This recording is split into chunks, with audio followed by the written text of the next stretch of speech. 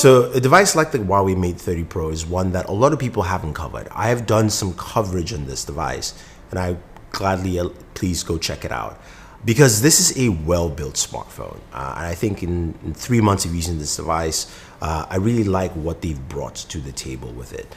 You've got a display that is very vibrant, 6.53 inches. It does have a notch, but you can hide that with the right wallpaper, like this Baby Groot wallpaper you're seeing here.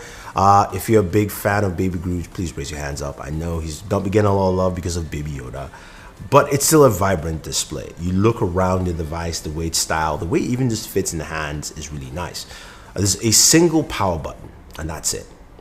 Because you've got this waterfall display that really curves the edges to the side, but the touch detection is really good, and that comes into play especially with volume controls. You're going, okay, how do I turn on or lower, increase the volume? Top right or left hand side, you can double tap there to access the volume controls, and that gives you some really fluid volume action. Now, I will say they've done a lot of work improving, sending software updates, and that's fixed maybe some of the things where some people have said that it's not that easy to, go ahead and activate that.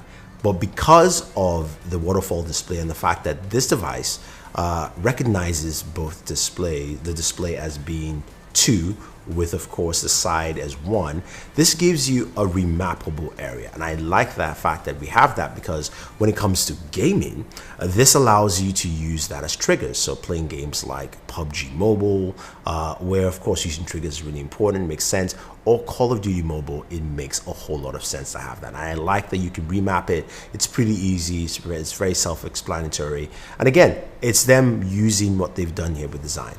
Now, it's powered by the Kirin 990 processor. You've got 8 gigs of RAM, 256. There's now a new 512 gigabyte variant.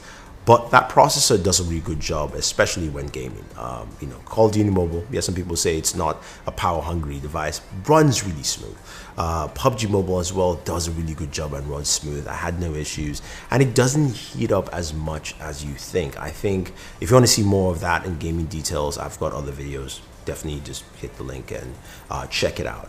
But I like the fact that combination of processor, what they're thinking to use with display, makes a whole lot of sense. Now, when you're doing all that gaming and you've got a new processor, you're thinking about battery performance. How's my battery performance weight over time?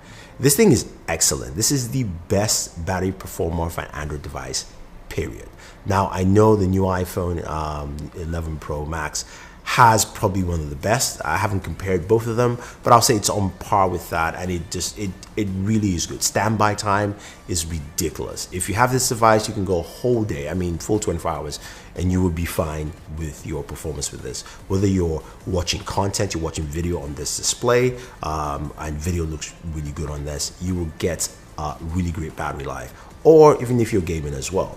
Now, speaking of that battery, Huawei has a couple of options to, of course, recharge the 4500 milliamp battery. You've got a 40-watt charger that takes about an hour and between an hour and 5 hour 10 minutes, which is great, which is really good. I think hour and 3 minutes, which is really good. I did a couple of battery charge tests, which you guys can go ahead and take a look at all of those, and shows you how well this performs. But it also has the fastest wireless charging, at least available now. And when it comes to wireless charging, a 27-watt wireless charger, which charges this device in an hour 30 minutes. That's it. That's how fast it wirelessly charges. That to me is really, really good. It's quite impressive. And even the reverse wireless charging is faster this time around. We did a video comparing that with the Galaxy, and the Galaxy does the Pixel 3 from 0 to 100. It wirelessly charges that in 30 minutes. We get about maybe 7%.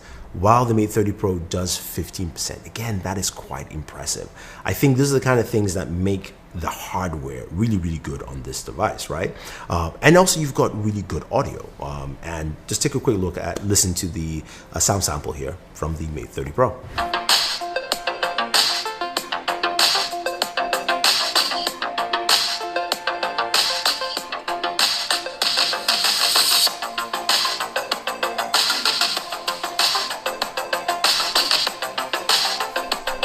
So when you think about a device like this, hardware is very important, right? When you think about smartphones and using it, using it for about 3 months, I've experienced some really good visuals. I've experienced really good gaming performance, which is what I like to do a lot.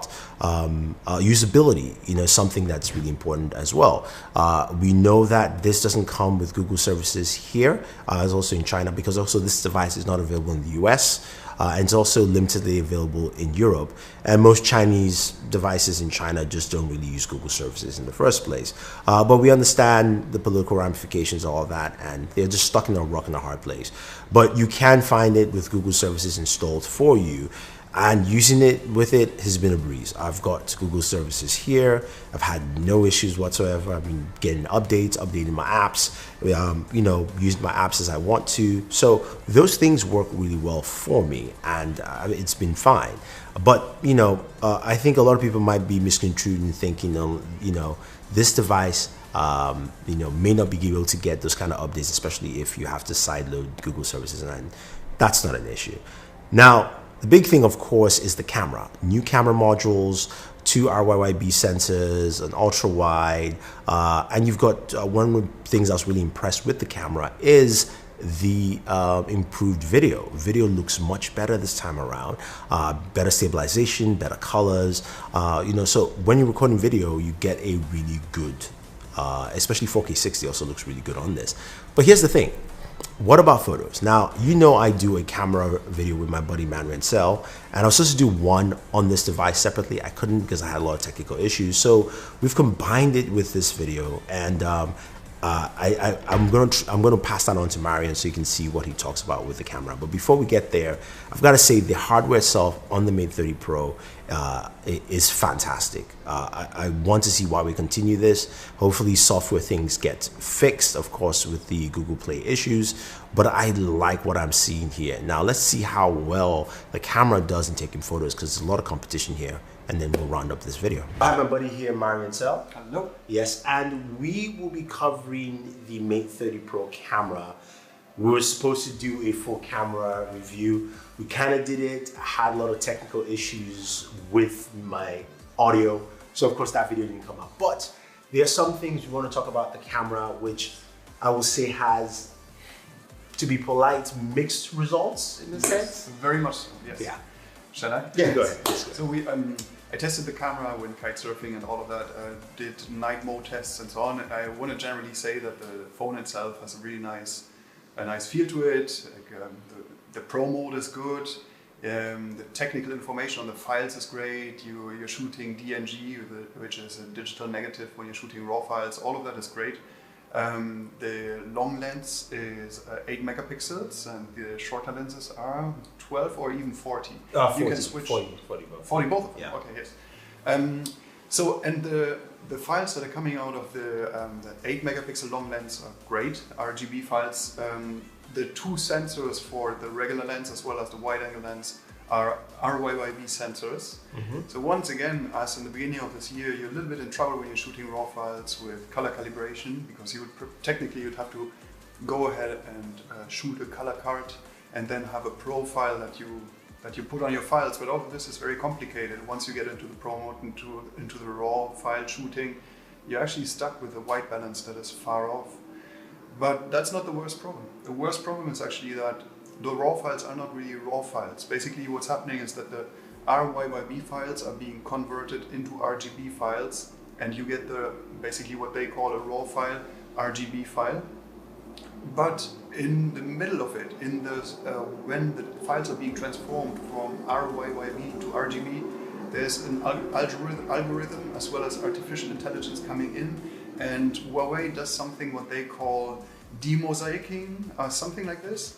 And basically what happens is that all the raw files from those 2 lenses, except the long lenses, look really, really bad. So you zoom in and you expect pixels, as you do when you look at photographs. But in this case, you look at some sort of scenario, it looks a little bit like an oil painting already. So it's not raw files. You don't get raw files out of those big sensors. Yeah. Basically, for me, when I took photos, I had fun with the phone because it has a good feel and editing is fun and all of that. But once I saw this, and once you see it, you can't unsee it. It's in all the files. basically it made the phone useless to me. Yeah. Yeah, it's a bit rough on that aspect. And the funny thing is, when Marian showed me too, I started seeing it, and I was like, "Ah, come on, please! I didn't want to see this." But it's in the shots, the raw files. Now, the JPEGs, on the other hand, how would you rate the JPEGs on here? Well, the JPEGs from the RYYB sensors are the white balance is not off. Compared to the raw files you're getting, but you also have the de-interlacing or demosaicing or whatever they call it. It's also in there, so I couldn't unsee it. Once I've seen it, I couldn't unsee it.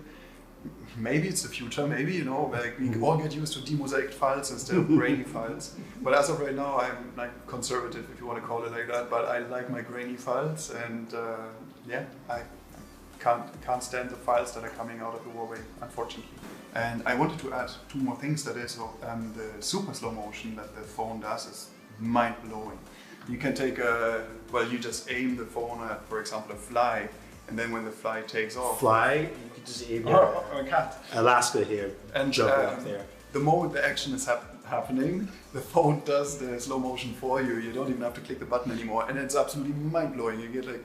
out of a half second, it translates to, I guess, 8 seconds or something like this. It's really crazy. I think it goes up to 7,000 frames per second, according to what. Yes. Well, if you pay close attention, you'll see that it's digitally enhanced, of course, but it's still impressive. You can do amazing things.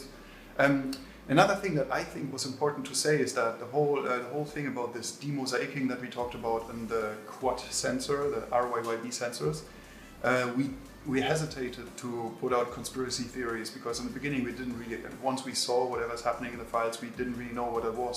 So we reached out to Huawei, and actually Huawei responded to us and explained to us that there's this artificial intelligence algorithm that does the demosaicing whilst translating from RYYB to RGB, and they advertised it as a beneficial thing, but unfortunately for me personally, a professional perspective, it destroys the file. If you're posting social, it will look really, really nice. But we're giving this a professional review. Review, exactly. It's not good. Yeah. I was trying really hard to like the phone because the earlier Huawei's, they were really good comparing to Samsung, iPhone and so on. They're really up there. And now this one had a big downgrade, and I hope it's only a software thing and maybe they're going back to regular file treatment, but as of right now, yeah. So at least my viewpoint and thoughts here is that, look, it probably is a software thing, as you said, to some degree to fix that because of that conversion from RYYB to RGB, or also, hey, Huawei maybe go back to our RGB sensor at 40 megapixels. You had that with the Mate 20 Pro, and that did a really good job. The same thing, it wasn't on the P20, but it was on the Mate 20 Pro. So till next year, when we will have videos on new devices like the S11, which is supposed to have a 108 megapixel sensor, Huawei's P40 Pro, which should have an awesome camera sensor from at least from things I'm hearing, and lots more, which of course Marian will be checking out. So I want to thank Marian at least for helping me out with the review of the camera. Go ahead and check his Instagram and also his website. It's Marian Cell. The links are down below. And thank you very much. Yeah, thank you guys. See you soon.